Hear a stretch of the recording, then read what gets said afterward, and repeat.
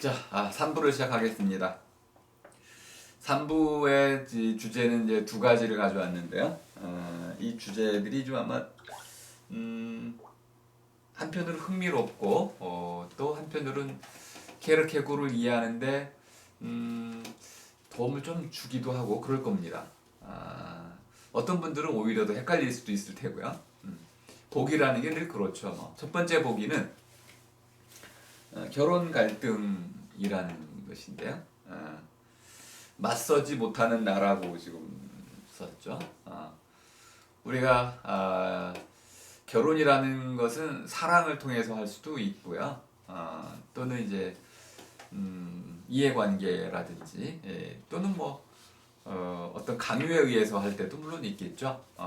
결혼도 사회적 어떤 계약관계 중에 하나이다 보니까 다양한 방식으로 다양한 원인으로 결혼에 이르게 되는데 이 경우에는 아주 흥미로운 예가 되겠습니다. 제가 든 예는 부모님이 반대하시는 결혼의 예입니다. 부모님이 반대하실 때 우린 그런 결혼을 쉽게 선택하지는 못하잖아요. 왜냐하면 일단 첫 번째로는 부모님의 허락을 받지 못한다는 건 너무나 슬프고 가슴이 아픈 일이니까 그렇죠. 끝까지 부모님의 허락을 받으려고 아마 둘이 노력을 할 것입니다. 그럼에도 끝까지 허락하지 않는다면 결국 결단을 하게 되겠죠. 이렇게 결단할 때는 부모님의 반대에 맞서서 하는 것이기 때문에 나름대로 아마 두려운 감정이 크게 일어날 것입니다. 그걸 보기로 좀 드러났는데요. 이렇게 이제 부모님이 반대하는 결혼을 하겠다라고 결단을 했을 때는 이런 선택지가 생겨난다는 겁니다. 결혼을 하지 않는다면은 부모님과는 좋은 관계를 유지하겠지만은 사랑하는 사람을 잃어버리는 그 고통이 너무 크겠죠. 반대로 사랑을 이루기 위해서는 부모님과의 관계를 상처를 입힐 수밖에 없는 어느 쪽이든지 간에 우리가 흔히 제 말로 어떤 뒤탈이 생겨나게 됩니다. 이 뒤탈이 너무나 분명하기 때문에 쉽게 결정하지 못하는 것입니다. 그리고 친구들에게 계속 얘기하겠죠. 난 어떻게 하면 좋아? 이러지도 못하겠고 저러지도 못하겠어. 하지만 친구들이라고 뾰족한 답을 줄 수는 없죠. 그래서 할 수 없이 혼자 고민하게 됩니다. 이것을 케르케고르는 내밀한 선택이다 이렇게 이야기하고 있습니다. 이 내밀한 선택은 자유로운 자만이 할 수 있는 것입니다. 자유로운 사람 이렇게 할 수도 있고 저렇게 할 수도 있고 이것이냐 저것이냐 이러한 자기가 자신의 마음에 따라서 선택할 수 있는 자에게 이런 뒤탈 가능성이 생겨났을 때 이러지도 못하고 저러지도 못하는 이런 두려운 상황 속에서 결단을 내려야 할 때는 누구나 다 이렇게 내밀해지는 자기의 속마음 속으로 들어가서 결국 홀로 그 결단에 이르게 된다는 것입니다. 이렇게 이제 그 두려운 마음이 일어났을 때 우리는 그 선택, 내가 되고자 하는 그 나의 미래를 선택하기가 어렵다. 그래서 맞서는 것이 어렵다. 맞서는 나가 되기가 어렵다. 이렇게 일단 이해를 했고요. 케르케고르 얘기로 들어가면 케르케고르는 같은 결혼 얘기인데 일단 그 아리스토텔레스의 정치학에 나오는 이제 한 청년의 결혼 얘기를 이제 사례로 이제 가지고 들어왔습니다. 정치학이라는 게 이제 폴리스에 관한 학문인데 폴리스라는 것을 이제 제식으로 한번 우리말로 풀어내면 모여살이죠. 그러니까 정치라는 것은 모여살이 모여 살 줄 암입니다. 그러니까 모여살이에 관한 알미 바로 정치학이다 이런 뜻입니다. 어떻게 모여 살아야 되나요? 다스리는 사람도 있어야 되고요. 다스려지는 사람도 있어야 되고 다스림의 원리도 있어야 되고요. 다스림의 목적이라든지 범 이런 게 다 있어야 되죠. 그러니까 모여살이의 어떤 그 모여살이에 관한 이제 알을 이제 짜 나가는 학문 이것이 정치학이다 이렇게 이해할 수도 있겠습니다. 그러니까 결혼이라는 것은 근본적으로 모여 사는 방식을 나타내는 것이기 때문에 가장 근본적으로는 약속에 기반해 있습니다. 약속. 약속이라는 것은 깨면 안 되는 것이죠. 성실성의 이제 원리이기도 하고요. 성실성의 핵심이 무엇이냐면 약속을 지켜라. sincerity. 성실한 사람 누구냐? 약속한 것을 반드시 지키는 사람이다. 이렇게 이해해 보시면 되겠습니다.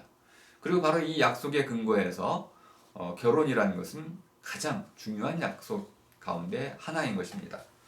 자, 그런데 이 한 청년이 예비 신랑이 신전에 올라가서 이제 그 어떤 신탁을 이제 받게 됐습니다.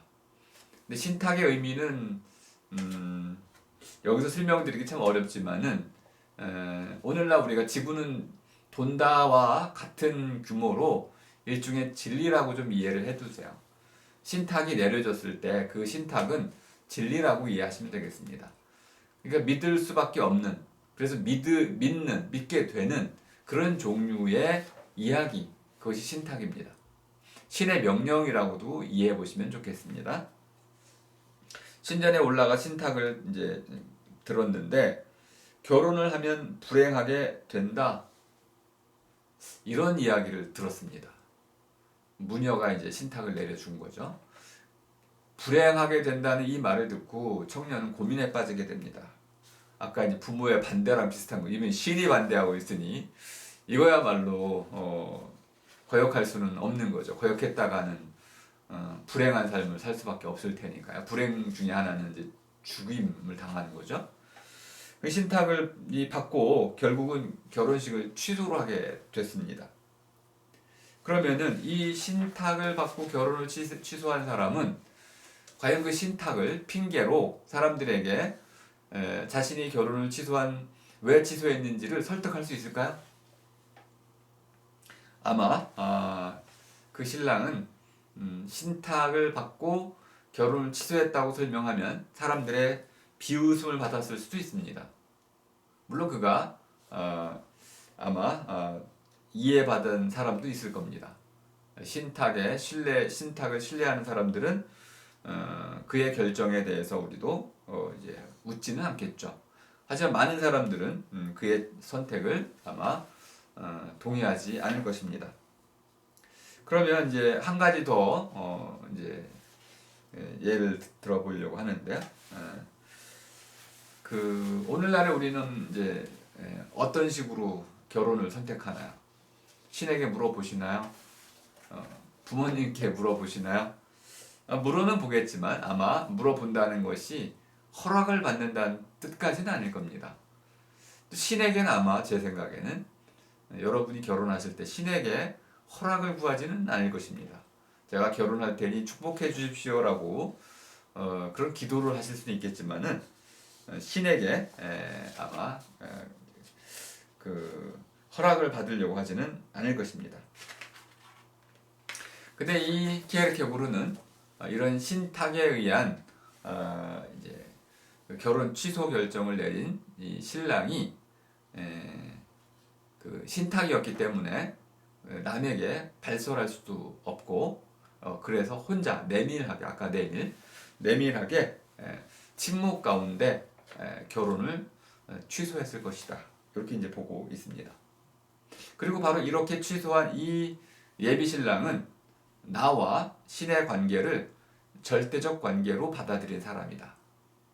이 절대적 관계라는 말의 의미는 무엇이냐면 아까 감이라는 말에 설명해서 잠깐 드렸는데요. 이해할 수 없다는 뜻입니다. 아니 신께서 왜 내 결혼을 반대하셨는지 그거에 대해서 난 이해할 수는 없어요. 받아들일 수도 없습니다. 그렇지만 신과의 관계를 절대적 관계로 내가 받아들이고 있기 때문에 신의 말을 내가 거역할 수는 없습니다. 물론 거역한다면 나는 불행을 자초하겠죠. 이 불행을 자초하는 사람은 한편에서는 나중에 그가 불행한 삶을 살게 되더라도 동정을 받을 수는 없게 됩니다. 그래서 그는 침묵 가운데서 이렇게 결혼을 취소하게 되는 결정을 이제 됩니다. 처음의 결정, 결혼하겠다는 이 결정을 뒤집어 엎는 데는 그 어떤 나름대로의 사회적 약속을 깨는 데에 대한 충분한 근거 제시가 필요한데 이 근거 제시로서 신탁은 밝힐 수 없는 그러한 일종의 비밀스러운 관계다. 이렇게 이제 키에르케고르가 보고 있습니다. 그럼 이렇게 까닭을 밝힐 수 없는 자신의 속 사정을 밝히지 못한 채 엄청난 이런 그 결혼 약속을 취소한 이 청년은 얼마나 두려웠겠는가 이렇게 해서 자기가 스스로 이제 자기 자신이 된다는 것에 어떤 어려움을 이야기해주고 있습니다. 자, 두 번째 이야기를 통해서 좀 더 깊이 이 문제를 파고 들어가 보겠습니다. 여기 아니네.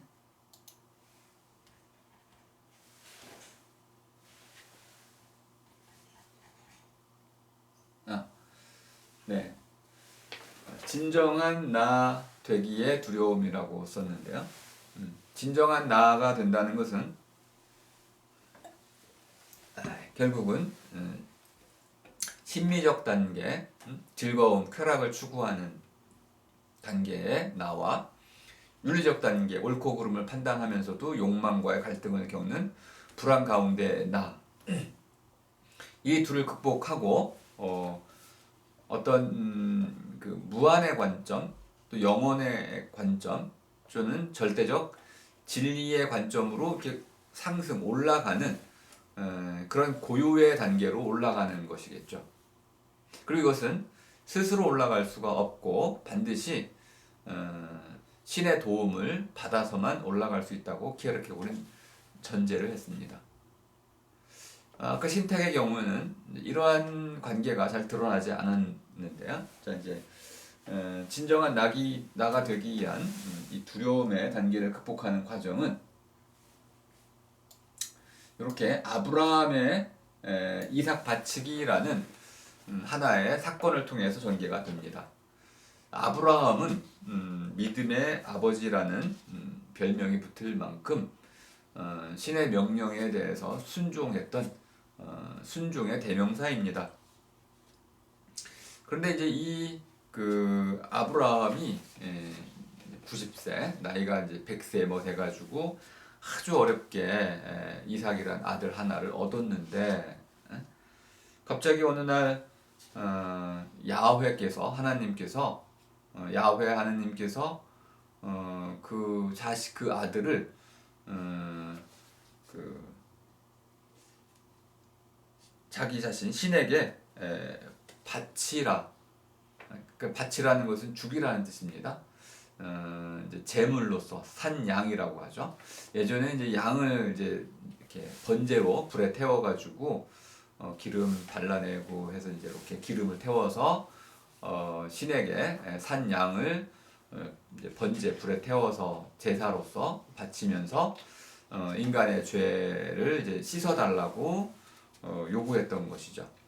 근데 이제 이 아브라함이 그런 이스라엘 민족을 대표해서 그런 자기 아들을 그렇게 신에게 바침으로써 이스라엘 민족이 지은 이 죄를 이제 깨끗게 씻어달라는 이제 이런 제사를 지내라라고 신이 명령을 했습니다. 이 경우에 이제 키에르케고르가 두 명을 이제 비교합니다. 하나는 아브라함하고 이제 아가멤논인데요. 아가멤논은 이제 트로이 전쟁에 나가기 위해서 이제 지중해 바다가 막 거세게 일자 그 바다를 고요히 잠재우기 위해서 포세이돈에게 자신의 딸 이피게네이아를 제물로 바치게 됩니다. 아마 아시는 분은 아시죠? 그래서 제물로 바다에 이제 받침으로써 바다가 고요해지고 트로이로 이제 함대를 이끌고 가서 10년 동안 전쟁을 치르게 되죠. 이때 아가멤논은 사실 딸을 죽였다라는 그 오명을 쓰게 됩니다. 근데 키에르케고르는 이렇게 설명을 덧붙여요. 과연 그 딸을 죽인 것이 살인이냐 아니면 공동체를 위한 희생이냐, 그런 관점에서 아가멤논은 자기 딸을 공동체를 위해서 희생한 영웅의 반열에 오르게 됐다. 그러니까 공동체와의 약속, 하나의 그 그리스 연합군대의 최고 사령관으로서 무한한 책임을 다하기 위해서 자신의 딸조차도 희생할 줄 아는 이런 어떤 공동체의 그 어떤 덕목을, 희생이라는 덕목을, 자기 희생이라는 것을 제대로 구현한 그런 윤리적인 인물로 볼 수 있겠다 해서 칭송을 받았다라고 합니다. 그러니까 아가멤논은 딸을 죽임으로써 비난을 받은 게 아니고 오히려 사람들의 칭송을 받았다. 그러므로 아가멤논에게는 이런 갈등과 두려움이 없다. 왜냐하면 충분한 보상을 이제 받을 수 있게 됐다는 것을 알기 때문에. 이렇게 해서 아가멤논은 이제 아브라함과 좀 대립되는 대척점을 이루게 됩니다. 용감하게 영웅답게 자신의 딸을 공동체를 위해서 희생시킨 이러한 윤리적이고 또는 정치적인 행위가 된 반면에, 아브라함은 그 신이 자신의 아들 이삭을 이스라엘의 이런 죄를 씻기 위한 제물로, 희생양으로 바치라고 요구했다는 것을 다른 사람들은 알 길이 없습니다. 이건 신의 명령이기 때문에 누구에게도 말할 수도 없고, 또 오직 아브라함에게만 주어진 명령이기 때문에 다른 사람들은 알 길도 없는 것이죠. 자, 이러한 내밀스러운 과정으로 전개된 이 신의 명령을 아브라함이 순종했을 때 어떤 일이 벌어질 것이냐, 두 가지로 이야기를 하고 있습니다. 첫째는 사람들의 비난을 살 것이다. 어떻게 아들을 죽이는가? 윤리적으로 보면 이것은 살인입니다. 친족 살해가 되는 것이죠. 이렇게 윤리적으로는 도저히 용서받을 수 없는 끔찍한 이런 살인이라는 행위를 저지르는 것, 그래서 공동체의 비난을 받게 되는 것, 두려운 것이죠. 하지만 아브라함은 이러한 두려움보다도 신의 버림을 받는 것, 신에 의해서 버림을 받는 것의 두려움, 신의 명령을 수행하지 않음으로써, 신에게 순종하지 않음으로써 신과의 절대적 관계가 단절되고 끊기는 것, 그로써 영원한 파멸로 떨어지게 되는 것에 대한 두려움, 이 두 가지 사이에서 아브라함은 후자, 신의 순종을 따르게 됩니다.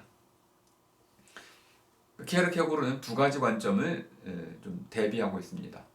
윤리의 관점과 믿음의 관점입니다. 앞에서 얘기한 윤리의 관점은 보편적인 관점입니다. 누구나 다 언제나 어느 때나 어느 곳에서나 그렇게 행동할 수밖에 없는 그런 원리와 원칙에 따른 행위의 규칙, 이것이 바로 윤리라고 한다면은 사람을 죽이지 말라에는 아들도 포함이 되는 것이기 때문에 이러한 원칙에 따를 때 아들을 죽인 사람은 살인자, 심지어 친족 살인자, 살해자, 이렇게 되기 때문에 결국 아브라함은 윤리의 관점에서는 도저히 용서받을 수 없는 사람이 되는 것이죠.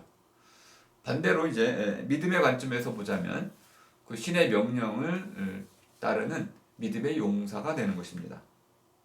그리고 이러한 믿음의 용사가 된다는 것은 윤리적 관점에서 보자면은 이런 살인으로서의 그 단죄받는, 그래서 추방을 당하거나 또는 이제 사람들에게 이제 그 사형을 당하는 이런 이제 결국은 그 공포스러운 일이 뒤따르게 되는 것이죠. 근데 어쨌든 이러한 과정 속에서 키에르케고르는 그 자기 자신이 된다는 것은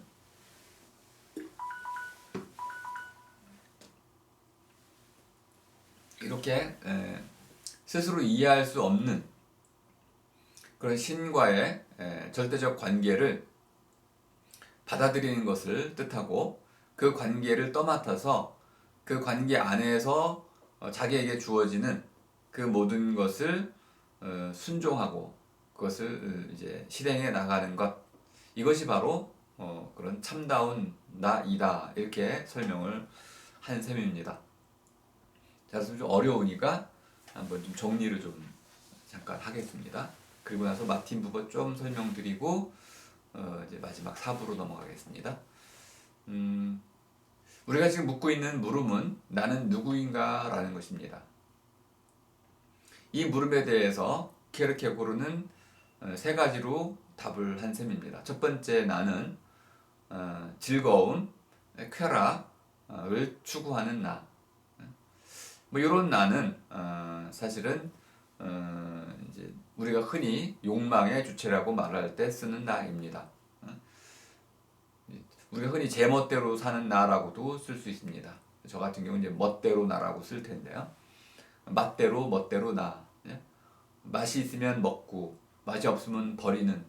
그래서 이제 맛대로 나 이렇게도 제가 이제 쓸 텐데, 멋과 좀 구분해서 어쨌든 이렇게 욕망의 주체로서의 나가 있는 것이고요. 또 이렇게 윤리적인 나, 윤리적인 나라는 것은 결국은 올바른 나라고 쓸 수 있겠습니다. 올바름을 추구하는 나. 물론 갈등은 있지만은 그 갈등 가운데서도 그래도 내가 올바름을 선택하면 떳떳해지고, 그 떳떳한 나로서는 결국 이 두려움은 사라지는 것이죠. 그래서 누구에게나 이제 자기 자신을 이제 당당하게 내세울 수 있는 그 나가 있는 것이죠. 하지만 이제 키에르케고르는 이런 나들은 아직은 그 미성숙한 나이다. 그래서 온전한 나가 되기 위해서는 근본적인 이제 나라고 할 수 있는 그 절대자로서의 신, 이 신과 관계하는 그런 나, 이것이 바로 자기 자신이고 본래적인 나이고 나다운 나라고 이제 이야기를 한 셈입니다. 이 나다운 나는 아브라함처럼 그 구체적인 상황 속에서 윤리적인 판단도 할 수 있을 뿐만 아니라 그 판단을 넘어서서 이런 신탁의 경우처럼 불합리하고 또는 도저히 인간의 상식으로는 받아들일 수 없는 그런 어떤 초월적인 이런 신앙, 믿음의 세계로 이제 넘어가야만 이해 가능하고 받아들일 수 있는 그러한 나를 이제 신을 받아들일 때, 신의 명령에 순응할 때, 그때 비로소 나는 참다운 나, 나다운 나가 될 수 있다고 보았습니다. 이런 경우를 우리는 종교적 실존이다라고도 부르게 되는데요. 어쨌든 제가 이제 이 키에르케고르를 소개한 가장 중요한 이유는 나다운 나가 되기 위해서는 이렇게 내가 관계 맺고 있는 세 가지 정도의 이런 차원들, 감각적인 나, 이성적인 나, 그리고 뭐 영성이라고도 할 수 있고 종교성이라고도 할 수 있는 초월적인 어떤 것과의 이런 관계, 이 관계 자체가 바로 나다운 나를 결정짓는 중요한 이제 요소 아니겠는가? 이걸 이 물음을 던지기 위한 것입니다. 그러니까 나의 나다움은 내가 관계 맺고 있는 것과 필연적인 관계를 맺고 있다. 그러니까 나의 나다움을 판단하기 위해서는 내가 관계 맺고 있는 것이 이런 심미적 단계의 감각적인 차원인지, 또는 기본적으로 윤리적 단계에 머물러 있는 것인지, 그래서 갈등하며 불안 가운데 놓여 있는 측면에서 그 차원에서 나다움을 찾고 있는 것인지 아니면 이러한 갈등을 모두 극복한 이런 그 절대적인 그래서 흔들림이 없는 그러한 완전한 이제 고요 가운데서 이제 이루어지는 그런 절대적 관계를 이제 그 수행하는 그러한 나를 이제 나다운 나로 볼 것인지 이런 부분들을 우리가 계속 고민하게 됩니다. 자 그러면 이제 마지막 4부에 가서 마틴 부버와 또 한 가지 좀 어려운 문제를 하나 더 던져 드릴 텐데요. 몸의 문제까지 좀 같이 연결해서 살펴보도록 하겠습니다.